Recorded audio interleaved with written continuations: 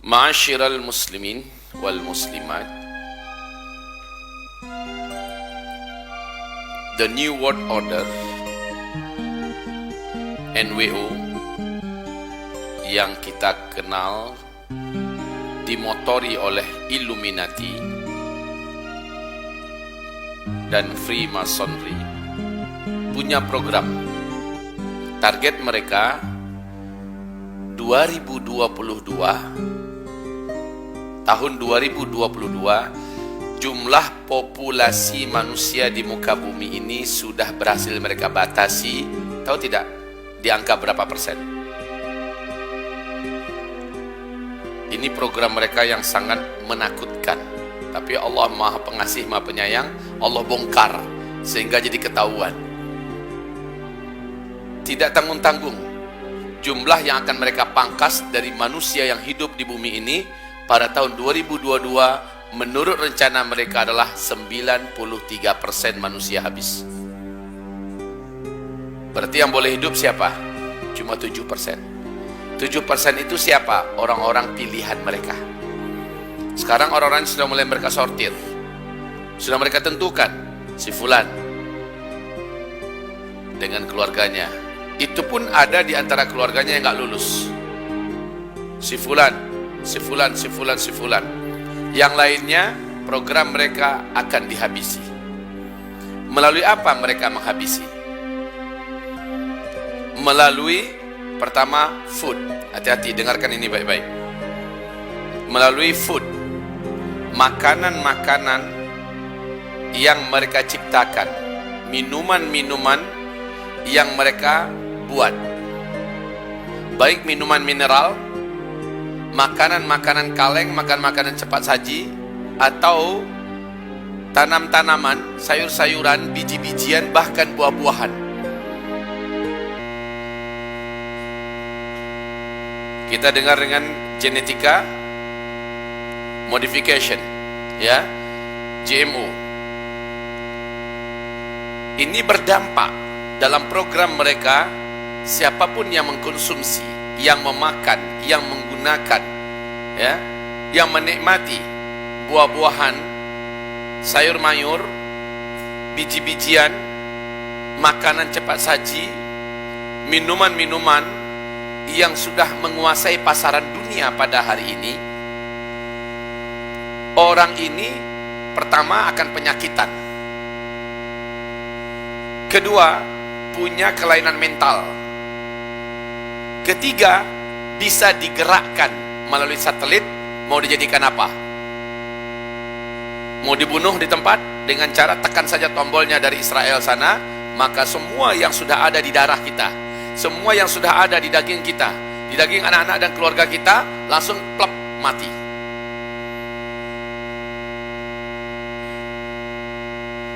Luar biasa yang mereka lakukan kepada kita, dan ini kepada umat manusia. Mereka nggak pilih-pilih ya, Muslim saja, tidak. Pokoknya dalam program The New World Order, program mereka yang boleh mengisi dunia ke depan hanyalah orang-orang mereka saja. Kalaupun ada orang-orang di luar mereka yang mempunyai loyalitas untuk mereka, hanya kalangan tokoh-tokoh dan keluarga pedagang-pedagang sukses dunia, para pemimpin-pemimpin yang memberikan sembah sujud mereka kepada Zionis internasional. Jadi melalui makanan. Negara manapun di muka bumi ini sekarang sudah berhasil mereka masuki, apalagi Indonesia yang sangat rapuh. Sekarang coba lihat Indonesia, apa saja diimpor. Apa saja diimpor. Yang paling vital, beras. Kurang apa sawah ladang kita di Indonesia ini? Impor. Gula impor. Garam impor. Kedelai impor. Bawang impor. Jagung impor. Kayaknya kita ini bukan apa-apa di negeri sendiri. Semua serba diimpor. Ada yang ngaku di Pekanbaru, dia punya mat muslim. Apa katanya? Sekarang kita ingin mencari beras yang asli, dicocok tanami oleh pribumi. Ternyata dibatasi. Dibatasi tidak boleh lebih dari 1 ton. Bahkan hanya sampai di angka 600 kilogram saja boleh dibeli. Ini akan dibeli oleh lapisan masyarakat luas kepada muslimat ini. Ditanya kepada toko-toko pribumi lainnya juga sama, sangat dibatasi. Tapi siapa yang mau beli beras impor, berapa mau dikasih? Ini akan berakibat kepada apa? Terpaksa kita mengkonsumsi. Ini dulu yang masih masalah, bukan masalahnya ini impor atau tidak, tetapi masalahnya sekarang bukan hanya mematikan ekonomi pribumi kita, para petani dan sebagainya. Di dalam beras-beras impor ini kita wajib curiga besar. Alasannya apa Ustadz? Alasannya firman Allah, alladzina kafaru yufsidun wala yuslihun. Orang-orang kafir itu program mereka pasti untuk merusak. Wala yuslihun, mereka tidak mungkin melakukan kebaikan. Ini Allah yang membantah. Asal dia orang kafir, dia memproduksi apa? Kita wajib curiga. Sufyan Ats-Tsauri mengatakan kalau orang kafir melakukan sesuatu, apakah sesuatu itu biasa atau terkesan agak baik sedikit, kamu wajib mendatangkan 1000 lebih alasan untuk berburuk sangka kepadanya. Kata siapa tadi? Kalau orang kafir yang melakukan sesuatu dan itu umpamanya dianggap sesuatu kebaikan, wajib curiga.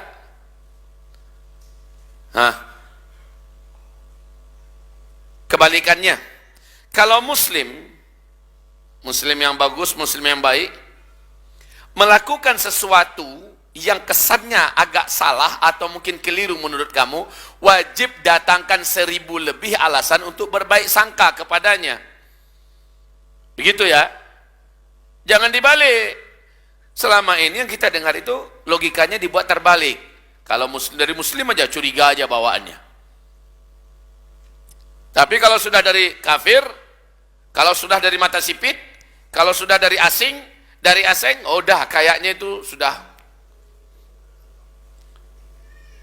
Wahai hamba-hamba Allah, saudaraku, melalui food mereka punya target mengatur kita melalui satelit dengan makanan yang kita masukkan, dan makanan itu menjadi bahagian dari darah kita, bahagian menjadi daging kita. Seharusnya kita sekarang ini di akhir zaman wajib memprioritaskan standar makanan menurut Al-Quran. Makanan yang punya kandungan GMO, buah-buahan, sayur-sayuran, bahkan ikan-ikan yang bukan ikan laut ya, yang masih agak steril sekarang ini adalah ikan-ikan laut.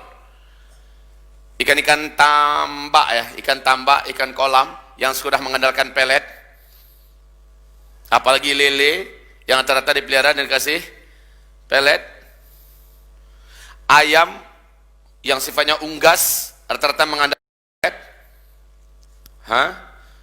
bahkan binatang berkaki 4 sekelas kambing, sapi, kerbau, apalagi yang mereka ternakkan ya, yang diternakkan sekarang ini rata-rata mengandalkan makanan-makanan yang mengandung GMO.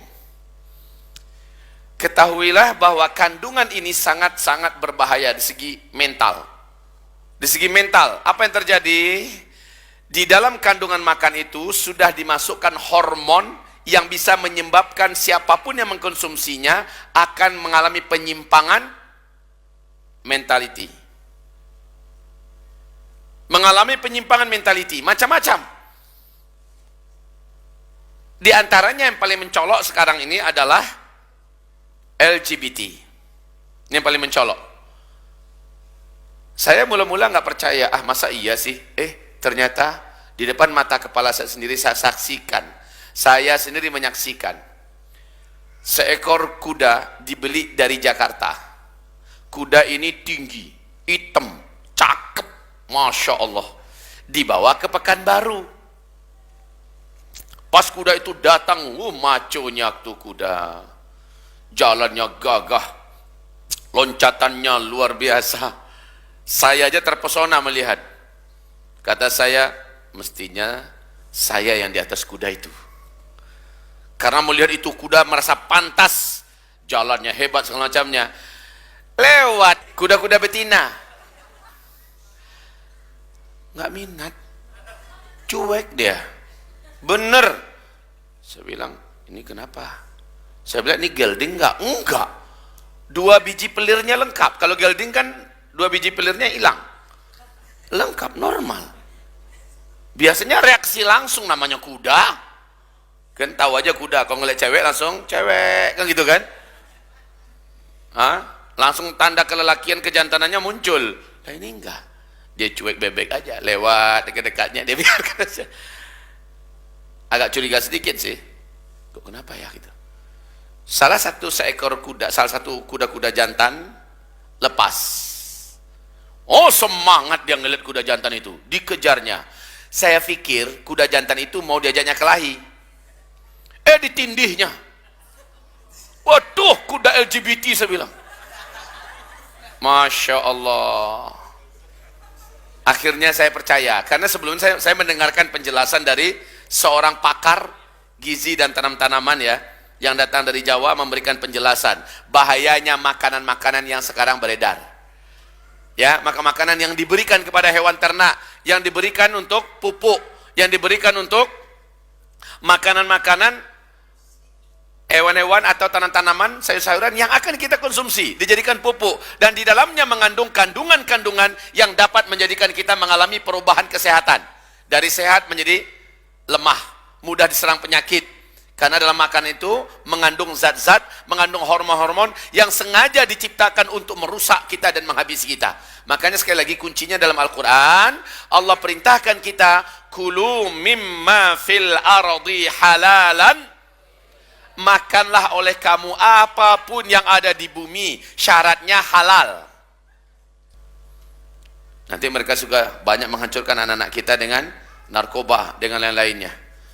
Sementara anak muslim yang mengerti akan diawasi lingkungannya, dan sekarang sangat sulit menjaga lingkungan anak-anak muslim kita. Sangat sulit.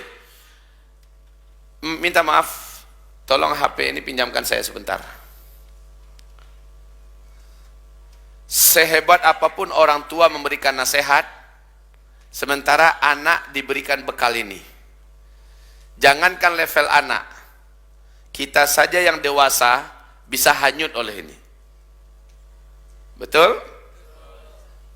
Hampir di seluruh tempat di Indonesia, mau di airport, mau di terminal, mau di pesawat, mau di mana, seluruh orang punya ini.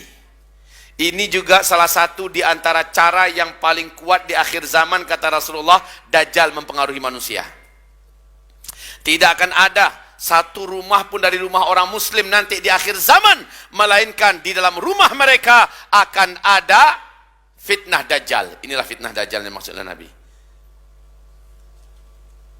Siapapun bawa, apalagi anak kecil. Anak SD udah dibeliin HP Android.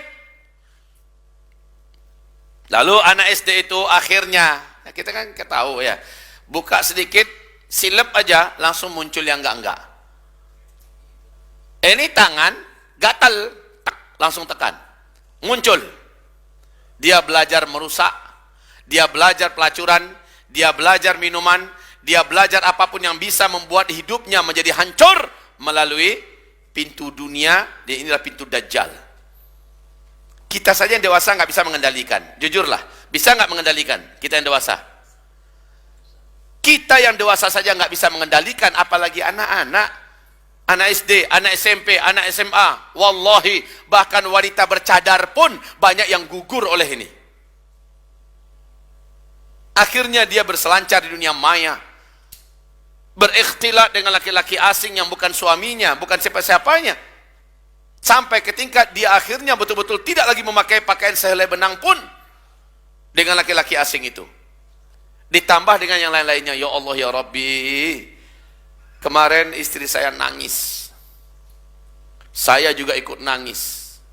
Lalu kami berjanji, ya Allah tolong kami ya Allah, agar kami mampu menjaga anak-anak kami. Baik, ikhwati fillah, tentang ini pun sudah Nabi sebutkan di akhir zaman. Dan sekarang ini dijadikan senjata untuk pembunuh manusia menurut target mereka, karena ini semua orang sudah punya. Ini paling efektif untuk membunuh orang, Pak. Paling efektif untuk membunuh orang. Taruh aja lah di sini, diledakkan melalui satelit, bisa tas mati kita. Ya, taruhlah di sini, letakkan di mana bagian-bagian yang dekat dengan tubuh kita. Bukan radiasi, radiasi itu merusak secara perlahan-lahan tapi permanen radiasinya. Sementara yang paling berbahaya itu adalah ternyata ini bisa dikendalikan dari satelit. Kalau mereka ingin habisi manusia, tinggal tekan saja melalui satelit. Apapun, siapapun yang punya HP-HP Android canggih begini, dia akan meledak. Ketika meledak, dia ada di tubuh orang, orang itu akan langsung mati. Maka bila target mereka tahun 2022 sudah 93% yang habis, mereka akan bisa melakukannya. Karena hampir-hampir tidak ada lagi orang yang tidak bergantung pada ini. Sungguh saudara-saudara, Bapak Ibu, wahai para remaja-remaji, pemuda-pemudi, kalaulah seandainya kita bisa menimbang maslahatnya dengan mudaratnya, ternyata kebutuhan kita yang paling utama dengan ini apa? Tolong jawab. Komunikasi, kan, nelfon. Betul? Nelfon, SMS paling. Kalau memang demikian adanya, maka jujurlah, cukup handphone harga 250.000, handphone zaman jadul dulu, itu memadai. Memadai. Selama ini bahasa kita untuk dengar berita, itu bahasa kita ya. Untuk apa? Untuk ya informasi dengar berita. Apa? Hah? Bohong. Kalau dikatakan untuk kajian, berapa persen sih yang dengarkan kajian satu hari?